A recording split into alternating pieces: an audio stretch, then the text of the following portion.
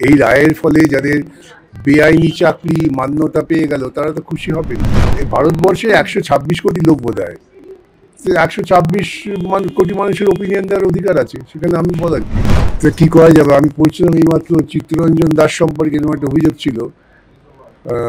তখন অপর পক্ষে উকিলরা বলতেন যে কোর্ট তো শুধু চিত্তরঞ্জনের কথাই শোনে। আমি এই কিছুক্ষণ আগেই পড়ছিলাম, পরে আমার খুব ভালো লাগছিল যে এরকম অভিযোগ তো আমাকেও শুনতে হয়। ভিন্ন ভিন্ন বিচারপতিদের ভিন্ন ভিন্ন মত হয়েছে। এখন সেটা যদি যারা চাকরি এখানে বঞ্চিত হয়েছেন তারা যদি সুপ্রিম কোর্টে যান তখন সুপ্রিম কোর্ট বিচার করবে। সুপ্রিম কোর্ট বিচার করলে এরকম বিচারই করতে পারে। আমরা দেখেছি রাম মন্দির বিচার যেমন হয়, এটা একটা রাম মন্দির টাইপের বিচার আর কি, বিষয়ের বাইরে গিয়ে আবেগতাড়িত হয়। একেবারে অভিজিৎ গাঙ্গুলি যে রায়, সেই রায় খারিজ করে দিল ডিভিশন বেঞ্চ। 32,000-এর পরিবারের কথা মাথায় কি বলবেন? ওই তো আপনি তো বললেন পরিবারের কথা মাথায় রেখে রায় হয়েছে, আইনের কথা মাথায় রাখেননি। আইনের কথা যদি মাথায় থাকতো তাহলে এই রায় হতো না। কিন্তু বিচার ব্যবস্থা আইনের কথা মাথায় রাখছে না। হতে পারে বিচারপতিরা তো ভুলও করেন, সব মানুষই সবসময় ঠিক করেন তা তো নয়। এই রায়টা আমার মতে অত্যন্ত একটা ভুল রায় হয়েছে, যে রায়ের ফলে দুর্নীতিবাজ যারা তারা উল্লসিত হবেন এবং আগামী দিনের যত এইরকম শিক্ষক নিয়োগের পরীক্ষা হবে সেখানে তারা এটাকে দৃষ্টান্ত করে নির্বিঘ্নে দুর্নীতি করে যাবেন।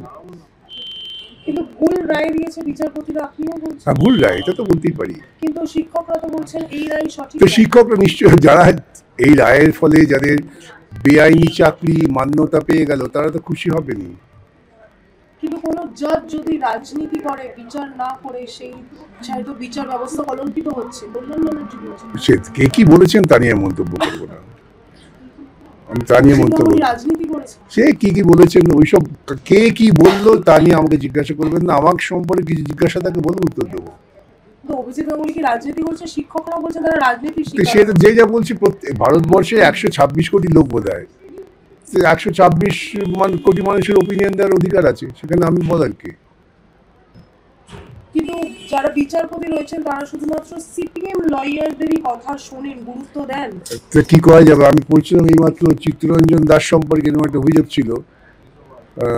তখন অপর পক্ষে উকিলরা বলতেন যে কোর্ট তো শুধু চিত্তরঞ্জনের কথাই শোনে।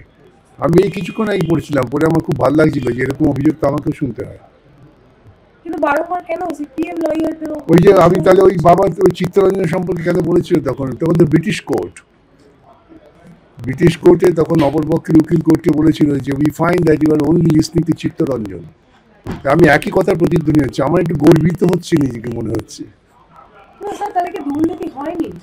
দুর্নীতি হয়নি তো বিচারপতিরা বলেননি, বলছেন দুর্নীতি হয়েছে, কিন্তু দুর্নীতির থেকেও 32,000 পরিবার তাদের রুটি রুজি, তাদের বউয়ের শাড়ি কেনা, তারপর কি বলে ইএমআই, এগুলো কোথায় যাবে এইসব বলেছেন। 26,000 যারা ছিলেন তারাও তো এত বছর চাকরি করেছিলেন, সেটাই তো বিচার হবে। সেই ভিন্ন ভিন্ন বিচারপতিদের ভিন্ন ভিন্ন মত হয়েছে। এখন সেটা যদি যারা চাকরি এখানে বঞ্চিত হয়েছেন তারা যদি সুপ্রিম কোর্টে যান তখন সুপ্রিম কোর্ট বিচার করবে। সুপ্রিম কোর্ট বিচার করলে এরকম বিচারই করতে পারে। আমরা দেখেছি রাম মন্দির বিচার যেমন হয়, এটা একটা রাম মন্দির টাইপের বিচার আর কি, বিষয়ের বাইরে গিয়ে আবেগতাড়িত হওয়া। কিন্তু কথায় কথায় কোর্টে গিয়ে টাকা খেয়ে নেওয়াটাও তো প্রসঙ্গ হয় না কখনো? আপনারা বারংবার টাকা খাচ্ছেন। যদি কেউ আমাদের টাকা দেয় তো আমরা খাবো না কেন? আমরা তো কারো পকেট থেকে ছিনিয়ে নিচ্ছি না, চুরি করছি না, মহা মুশকিল।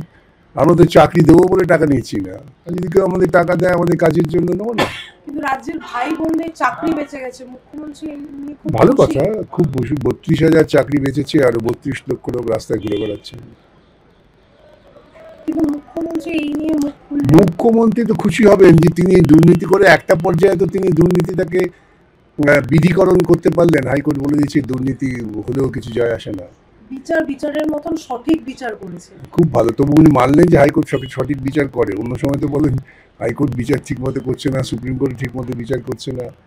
এখন এটা যখন সুপ্রিম কোর্টে পাল্টে যাবে তখন উনি বলবেন সুপ্রিম কোর্ট কি বিচার জানে নাকি, এটাই বলবেন।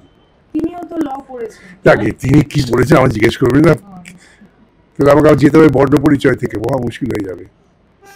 কিন্তু সমাজ মাধ্যমে একেবারে প্রাপ্ত শিক্ষামন্ত্রী তিনি লিখছেন যে মহামান্য হাইকোর্ট ডিভিশন বেঞ্চের রায় পরিপ্রেক্ষিতে প্রাথমিক শিক্ষার যে 32,000 প্যানেল বেঁচে গেল, এতে অভিজিৎ গাঙ্গুলির যে মুখ, সেই মুখ কালো হলো।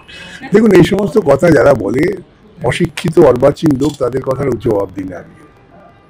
ভগবানের নামে শয়তান অভিজিৎ গঙ্গোপাধ্যায়। ভালো কথা, যে যদি বলতে পারে। যারা ভগবানকে মানে তারা শয়তানকেও মানে, আর আমার মতো যারা ভগবানও মানে না শয়তানও মানে না, মানুষকে মানুষ হিসেবেই দেখে, পার্থক্য এখানে। কিন্তু অভিজিৎ গঙ্গোপাধ্যায় তো প্রাক্তন বিচারপতি তা হোক না কেন, বললাম যারা ভগবানকে মানে তারা শয়তানকেও মানে, যারা কথায় কথায় মন্দির প্রতিষ্ঠা করে তারা শয়তানকেও মানে, কিন্তু আমরা তো মানি না। স্যার একেবারেই শেষ প্রশ্ন, শেষ হোক। পরবর্তী পদক্ষেপ আপনাদের কি হবে? পরবর্তী আমি কি করে বলবো, যারা চাকরি প্রার্থী, আর এইটাই তো মূল বিষয়, এটা তো উকিলদের ব্যাপার না, এ তো আমি পয়সা দিয়ে কফি খাচ্ছি তা নয়। যারা চাকরি হারিয়েছেন বা চাকরি পাননি তারা ঠিক করবেন তারা উচ্চ আদালতে যাবেন কি যাবেন না। কিন্তু বারংবার তো মানে বামপন্থী ওই তো বলে ভালো, ওই যে বললাম কিছু লোক বিপদে বললে ভগবান এবং শয়তান স্মরণ করে, আর তৃণমূল দল বিপদে পড়লে বামপন্থী আইনজীবীদের স্মরণ করে, একই ব্যাপার।